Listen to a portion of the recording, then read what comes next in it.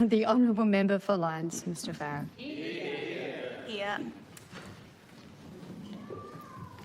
In recognition of the deep history and culture of this island, I acknowledge Palawa, the Tasmanian Aboriginal people, as the original owners and continuing custodians of Lutruwita, Tasmania. I pay my respect to elders past and present. I'd like to thank the people of Lyons for selecting me as their next best option after Rebecca White. We had a great field of candidates who each campaigned very hard. This is proven by the closeness of the count, so I'm certain we'll see their names on ballot papers in the future. Rebecca has been a phenomenal MP, a generous mentor and a kind friend. I wish her the very best for her campaign and apologise that my election has inconveniently disrupted my availability to help. I thank my family, my kids, Tess, who's there, Austin and Matilda upstairs, for their understanding and excitement for this new chapter. And their mother, Kylie, who convinced me to run, worked so very hard on my campaign and fights the good fight every day of her life as a union organiser. My parents, siblings, in-laws, nieces, nephews, everyone has played a part in getting to this moment, and I thank you. Thanks to my campaign team for their incredible work. It seems to have finally paid off. It really does take a lot of people to run a decent campaign, as everyone in the chamber would know, and I'm really humbled that you chose to get behind me. A special shout out to Dave, who ran the campaign. I know it wasn't easy, but you always managed to maintain a smile, at least with me. And to my friends, particularly Amy, Maddie, Kelly, Griffin and Cecily, thank you for your endless support. I hope you already know how much I appreciate you. Most members in their inaugural speeches reflect on where their interest in politics began. It may not surprise members present that my interest was born in my childhood home. Yes, the highly respected, enormously influential political powerhouse of the Farrell family, my mum Lee. A woman of boundless resourcefulness, quiet influence and unwavering principle. Mum grew up on a farm in Pyangana and worked as a potter for most of my life. Well, more accurately, she was an artist of fine ceramics with a home studio and gallery. But being insufferably humble, she would shy away from words that elevated her craft. She retired from pottery when the cost of production soared, and despite our very best efforts, we could never convince her to raise her prices. For Mum, her pottery wasn't for the purpose of making money. It was about creating accessible, functional beauty. Dinnerware that was affordable enough to belong on everybody's dinner table. Mum's core belief in fairness and equality is matched by a drive for participation. In 1983, as a teenager, she managed to convince her farming parents to vote for Bob Hawke in order to save the Franklin River. That victory reinforced her conviction that every person can make a difference in a democracy and that Parliament is the ultimate place for meaningful, positive change. I know that I'd never have considered running for Parliament without my mum's influence, and I don't think Dad would have either. But I'm really glad that we both did. Sincerely and obviously, my dad, the Honourable my dad, has been a huge influence on my interest in politics. He never tells me what I should do, and sometimes it's really, really difficult to uncover his true opinion. That's why, until recently, most of my understanding of Tasmanian politics came from his meme page.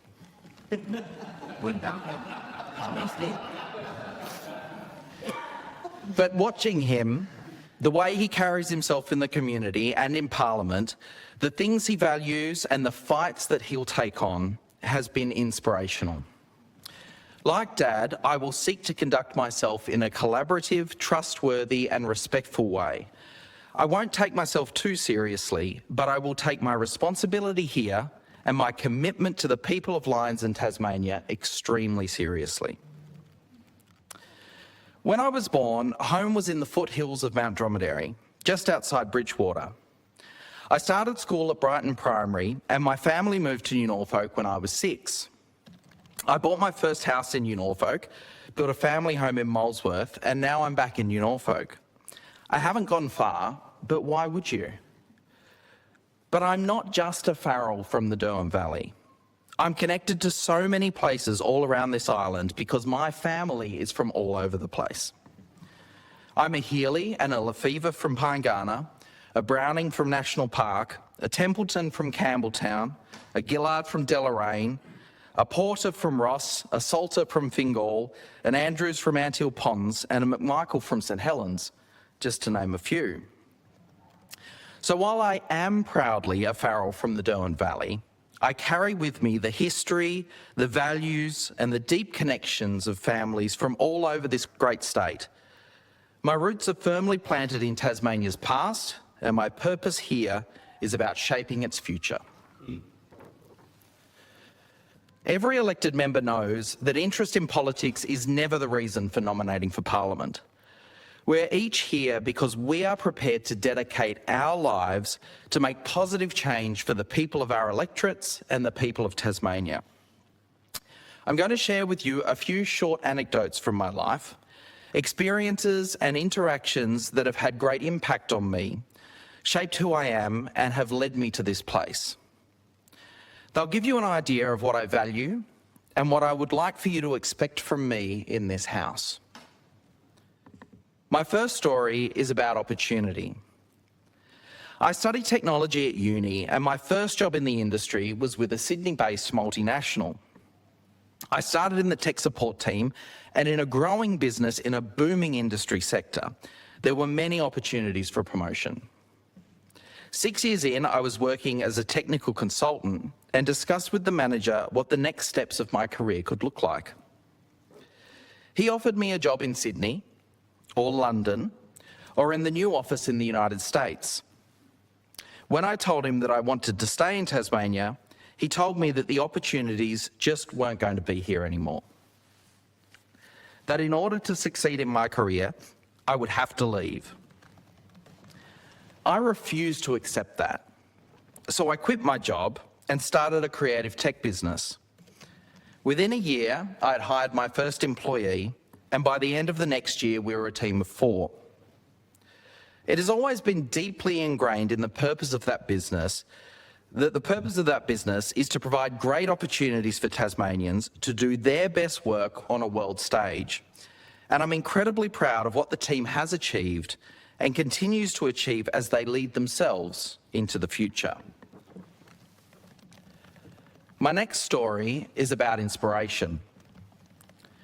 Alongside starting my own business, I joined a group of entrepreneurs who had started the beginnings of an industry peak body for startups.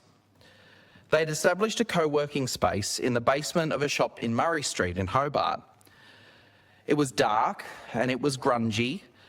Most of the furniture was broken and the Wi-Fi was terribly unreliable. But the atmosphere was electric. The place was full of people working on fascinating tech, brainstorming business ideas together, inspired by the global lean startup movement. And most importantly, it featured a massive plumbed-in commercial espresso machine. When we were told the space was going to become unavailable to us, I organised a group of businesses to establish a new co-working space, the Typewriter Factory, which was opened by Premier Giddings in 2012. When we grew out of that in less than 3 years, we moved into a space 3 times the size in the old Mercury building and became Factory Floor. These spaces, over the years, gave the Tasmanian startup community a home.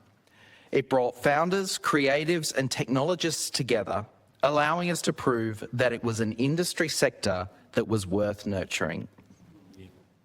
And prove it we did. In 2016, the Tasmanian government announced funding to help establish a startup incubator with hubs in Hobart and Launceston. I acknowledge the huge support provided to the project by the member for Bass, Mr Ferguson. Thank you. In fact, if you go back through the Mercury archives to March 6, 2016, you'll find a photo of a slightly younger me with a slightly younger Mr Ferguson launching these hubs. but I strongly recommend against doing that because seeing that photo will give you a startling realisation of how long ago 2016 was. I served on the board of the incubator, Enterprise, for a couple of years and then took the role of running it from 2018 right up to earlier this year. In that time, Enterprise grew from a tiny charity entirely dependent on government funding to a significant economic player with 2 nation-leading incubator programs, a fantastic schools program teaching high school students how they can become entrepreneurs, and over 200 users of the hubs.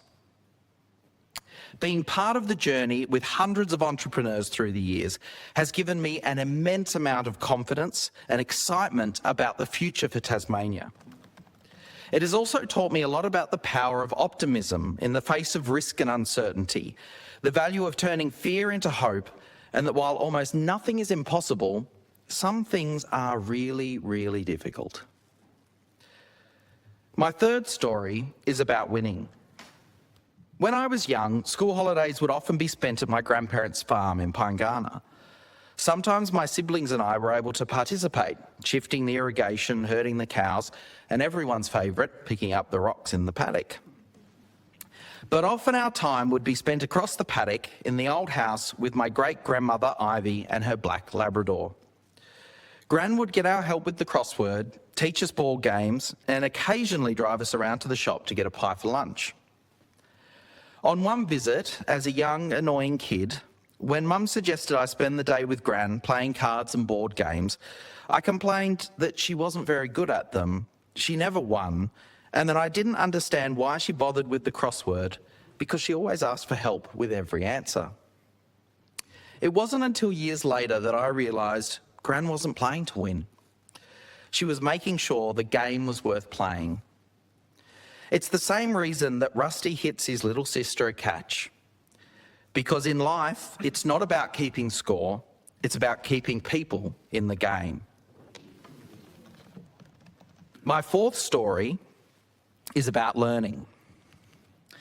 Family friend for nearly 30 years of my life and Norfolk legend Ken O'Brien, who passed away just over a year ago after making it to a century, taught me my next lesson after a family dinner when I was in my teens. Ken was a successful business operator, a war veteran, and an incredibly hard worker. When building his family shack, Ken was on the tools himself, but work was busy and he needed some help. He paid for a local building labourer to help him out and was astounded by the young man's shoveling efficiency.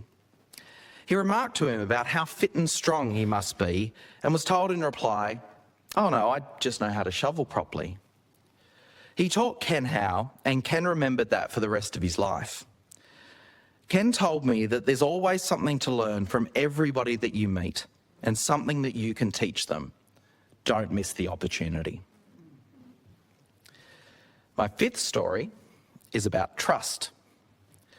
For over 20 years, my GP was Dr. Ralph Peters, a kind, empathetic gentleman and exceptional doctor. Dr. Peters cared so deeply about his community and about each of the individuals in it. He never rushed his appointments, always had a holistic interest in his patients' well-being, and would always answer his phone or his door on the weekend if you needed help. It wasn't until his funeral that I learnt that this kind, gentle soul had been a fighter for his own freedom. He'd fought against apartheid in South Africa and fled his home for the safety of his young family. He settled for a new life in Norfolk, and the community embraced them all. No wonder he cared so deeply for us. Dr. Peters saved my life once when I was a teenager by relentlessly pushing surgeons who disagreed with his diagnosis until they gave in and performed the surgery I needed. I am forever thankful to him. What stood out most about Dr. Peters wasn't just his medical expertise, it was his kindness, honesty, and deep respect for people. Those were the building blocks of the trust he had in our community: kindness, honesty, and respect. My final story is about purpose. The team at Enterprise established a tradition of hot chip days. If something happened that was particularly challenging, or on the flip side, if we had something to celebrate, we would declare it a hot chip day, a chance for a break from the office and to share some comfort food. The team would know that a hot chip day was inevitable if they walked past my office and heard me playing a certain speech, given by Steve Jobs, CEO of Apple and Pixar, at the 2005 Stanford commencement ceremony. I'm definitely a nerd at heart, and this speech is a favourite. I'm paraphrasing a bit, but one of the lines that sticks with me from this speech is, "Your time is limited, so don't waste it." Jobs is reflecting on life in general, but this is also very solid advice for parliamentarians, particularly new ones. We are all in this place for a limited amount of time, and I will not be wasting it. I've been provided a privilege and responsibility by the voters of Lions, and I will be using it to make as much positive change as I can. I've been responsible for managing people for most of my career, and my management style has always been focused on getting the most value from the creativity and knowledge of the staff that I managed. As a manager, I would do whatever I could to make sure there was nothing in their way. And I believe that this is the role of government, to do what's required to allow Tasmanians to do their very best. But don't willfully misinterpret me. I am no advocate for small government, because small government is just vacant management. No, the right way to get out of the way is to make sure everyone has everything they need to focus on their job, to ensure the foundation is solid so they don't have to think about it. As government, this means providing a healthcare system so reliable that people never worry that they won't be able to get the care they need. It means providing the best educational opportunities to every single person. It means running a reliable, affordable public transport system so that people can get from their homes to where the opportunities are. It means providing shelter to everyone who needs it. And it means providing social and economic leadership such that everyone has access to safe, secure and well-paid work. Imagine the things that Tasmanians can achieve if we get these things right. If everyone has the confidence to do things that are a little bit risky, a bit out there, to explore the unknown and discover the unrealised opportunity. That's the Tasmania that I would like to see. It's the Tasmania I want my kids to grow up in, because I don't ever want them to think there's anything they have to leave home to be able to achieve. Honourable Speaker, we are only in this place for a limited time. I will not waste mine. The people of Lions have given me a responsibility, and I will use it to drive real, lasting change. So, let's get on with it.